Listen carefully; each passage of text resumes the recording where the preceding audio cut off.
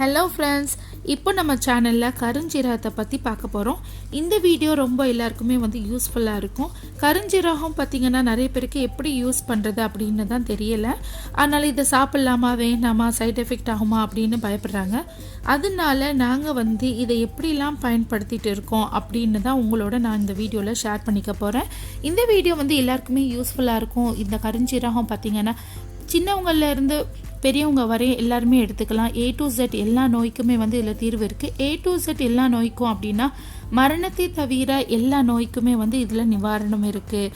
கருஞ்சீரகத்தை பார்த்திங்கன்னா அந்த வச்சு நாங்கள் வந்து குழந்தைங்களுக்கு எப்படி கொடுக்குறோம், நாங்கள் எப்படி பயன்படுத்துகிறோம் அப்படின்னு தான் உங்களோட நான் இந்த வீடியோவில் ஷேர் பண்ணிக்க போகிறேன். எங்கள் சேனலில் இது வந்து ஃபர்ஸ்ட் டைமாக கருஞ்சீரகத்தை பற்றி காட்ட போகிறோம். நாங்கள் எவ்வளவோ வீடியோஸ் வந்து போட்டிருக்கோம். இந்த வீடியோ வந்து எல்லாருக்குமே யூஸ்ஃபுல்லாக இருக்கும் அப்படின்னு நாங்கள் நம்புகிறோம். இந்த வீடியோவை பாருங்கள். உங்களுக்கு பிடிச்சிருந்துச்சின்னா ஒரு லைக் போடுங்க, எல்லாருக்குமே ஷேர் பண்ணுங்கள்.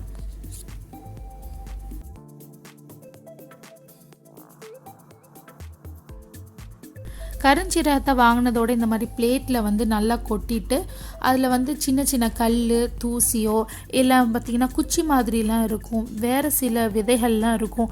அந்த மாதிரிலாம் எதுவும் இல்லாமல் அதை எடுத்து நல்லா சுத்தப்படுத்தி எடுத்து வச்சுக்கணும். சுத்தப்படுத்தினதுக்கு அப்புறமா வந்து லைட்டாக வந்து பேனில் வந்து வறுக்கணும். லைட்டாக தான் வந்து வறுக்கணும், ரொம்ப வந்து வறுத்துடக்கூடாது. ரொம்ப புகை வர அளவுக்கு தீ வச்சு நம்ம வறுத்துட்டோம் அப்படின்னா கருஞ்சீரகத்துடைய நன்மைகள் எல்லாமே அடிபட்டு போயிடும்.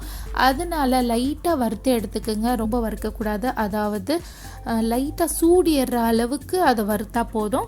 வறுத்துட்டு அதை கொஞ்சம் ஆற வச்சுட்டு ஆறினதுக்கு அப்புறமா அதை நல்லா அரைச்சி எடுத்துக்கணும். நல்லாவே அரைச்சிடணும், நல்லா கொரகொரப்பாக இல்லாமல் நல்லா பவுடராகவே நல்லா அரைச்சி எடுத்துக்கோங்க.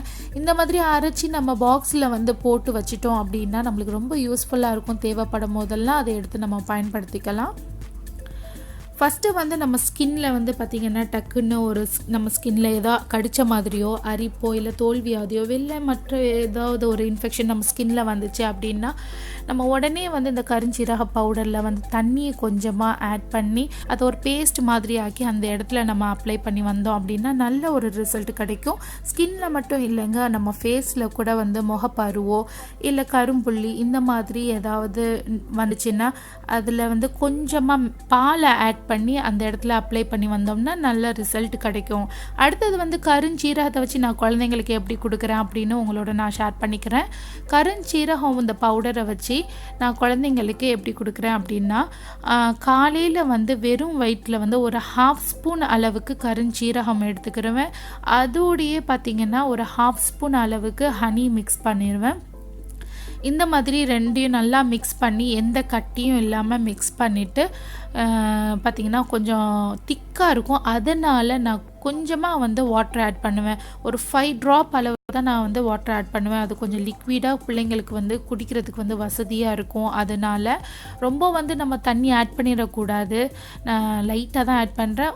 எவ்வளோ கொடுப்பேன் அப்படின்னு பார்த்திங்கன்னா ஒரு 5 ml அளவுக்கு தான் நான் கொடுப்பேன். இந்த மாதிரி கொடுத்துட்டு அவங்களுக்கு குடிக்கிறதுக்கு வந்து தண்ணி வந்து நல்லா வெது வெதுப்பாக தண்ணி கொடுத்துருவேன். இந்த மாதிரி கொடுக்குறதுனால குழந்தைங்க பார்த்திங்கன்னா நைட்டில் வந்து இருமல்னால ரொம்ப அவதிப்படுவாங்க. மூக்கு அடைப்புனால சளி, இருமல், மூக்கு அடைச்சனால வாயால் வந்து மூச்சு விடுறது, இந்த மாதிரி குழந்தைங்களுக்கு வந்து ரொம்பவே வந்து ரிலீஃபாக இருக்கும் இந்த மாதிரி கொடுக்குறதுனால. இதை கொடுத்ததுக்கு அப்புறமா ஒரு 20-25 நிமிஷத்துக்கு அப்புறமா தான் நம்ம ஃபுட்டு எதுவாக இருந்தாலும் கொடுக்கணும், உடனே வந்து கொடுக்கக்கூடாது. அதுக்கப்புறமா கொள்ளு வச்சு நம்ம எப்படிலாம் பண்ணலாம் அப்படின்னு பார்க்கலாம். கொள்ளு வந்து 250 கிராம் எடுத்தோம் அப்படின்னா அதே மாதிரி அளவு வந்து கருஞ்சீரகமும் 250 கிராம் எடுக்கணும். ரெண்டுமே வந்து ஒரே அளவு தான் எடுக்கணும். எடுத்துட்டு லைட்டாக வறுக்கணும். கொள்ளை வந்து தனியாக வறுக்கணும், கருஞ்சீரகத்தை தனியாக வறுக்கணும். ரெண்டையும் தனித்தனியாக வந்து லைட்டாக தான் வறுக்கணும். நான் ஃபஸ்ட்டு சொன்ன மாதிரி ரொம்ப வறுத்துட்டோம் அப்படின்னா அதோடைய நன்மைகள் எல்லாமே போயிடும். அதனால் லைட்டாக வந்து வறுத்துட்டு சூடு ஏற அளவுக்கு வறுத்துட்டு அது ஆற வச்சுட்டு ஒன்றாவே வந்து மிக்சியில் போட்டு அரைச்சிடுங்க. தனித்தனியாக அரைக்க வேண்டாம், ஒன்றா தான் அரைக்கணும். ஏன்னா இதை நம்ம ஒன்றா தான் அப்படியே தான் சாப்பிட போகிறோம். அதனால் ஒன்றாவே நல்லா பவுடராக வந்து அரைச்சி எடுத்துக்குங்க.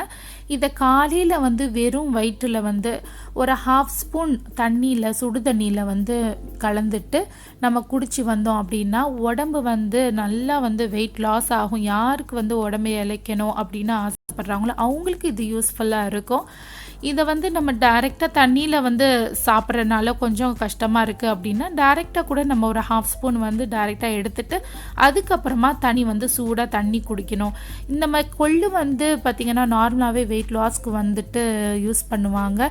அதோடைய கருஞ்சீரகமும் சேர்த்து நம்ம யூஸ் பண்ணிட்டு வரனால உடனே வந்து ஃபாஸ்ட்டாக வந்து நல்ல ஒரு ரிசல்ட் கிடைக்கும். யாருக்கெல்லாம் வெயிட் லாஸ் பண்ணணுமோ இந்த மாதிரி ட்ரை பண்ணி பாருங்கள், ஒரு நல்ல ரிசல்ட் கிடைக்கும்.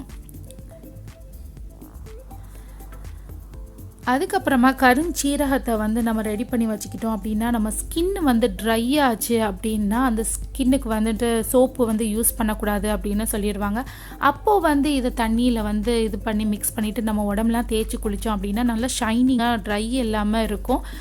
இந்த மாதிரி யூஸ் பண்ணி பாருங்கள். அடுத்தது வந்து கருஞ்சீரகத்தை வந்து முழுசாக எடுத்துக்கணும். முழுசாக எடுத்துட்டு அது ஒரு ஒயிட் கிளாத்தில் வந்து போட்டு, அது ஒரு காட்டன் கிளாத்தாக இருந்தால் நல்லது, அதில் போட்டு ஒரு மூட்டை மாதிரி கட்டிடணும். நல்லா கட்டிடணும், அது வெளியே வந்து உழுவாத அளவுக்கு நல்லா லப்பர் பேண்ட் போட்டு கட்டிட்டு நம்ம உள்ளங்கையில் வச்சுட்டு தேய்க்கணும். அதை நீங்கள் தேய்க்கும் போது பார்த்தீங்கன்னா நல்லா தேய்க்க அதுலேருந்து ஸ்மெல்லு வரும்.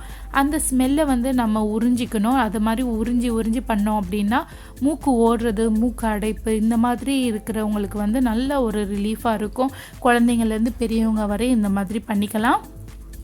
அதுக்கப்புறம் ஜலதோஷம், இருமல், தும்மல், இதனால ரொம்ப நெஞ்சு சளி இதனால கஷ்டப்படுற பிள்ளைங்களுக்கு பார்த்திங்கன்னா கருஞ்சீரகத்தை வந்து ஒரு 1/4 ஸ்பூன் அளவுக்கு எடுத்துட்டு அதோடைய கோகோனட் ஆயில் இருக்கு இல்லையா, நல்ல கோகோனட் ஆயில் அதோடைய மிக்ஸ் பண்ணிவிட்டு நல்லா காய்ச்சி லைட் சூடாக இருக்கும் போதே நெஞ்சிலையும் முதுகுலையும் தேய்ச்சி வந்தோம் அப்படின்னா நைட் டைமில் அந்த மாதிரி பண்ணிட்டு வாங்க. குழந்தைங்க வந்து ரொம்ப ரிலீஃபாக இருக்கும், அவங்க நல்லா தூங்குவாங்க. என்னோடய சேனலில் பார்த்திங்கன்னா கருஞ்சீரகத்தில் நாங்கள் எப்படிலாம் பயன்படுத்துகிறோம் அப்படின்னு உங்களோட நான் ஷேர் பண்ணிக்கிறேன். அடுத்த வீடியோவில் வந்து நான் கருஞ்சீரக எண்ணெயை வச்சு நான் எப்படிலாம் யூஸ் பண்ணுறேன், நாங்கள் குழந்தைங்களுக்கு எப்படிலாம் பயன்படுத்துகிறோம் அப்படின்னு உங்களோட நான் ஷேர் பண்ணிக்கிறேன். இந்த வீடியோ உங்களுக்கு பிடிச்சிருந்துச்சின்னா எல்லாருக்குமே ஷேர் பண்ணுங்கள், லைக் பண்ணுங்கள். அதுக்கப்புறமா எங்கள் ஃபம்சி கிச்சனை மறக்காமல் சப்ஸ்கிரைப் பண்ணிவிடுங்க.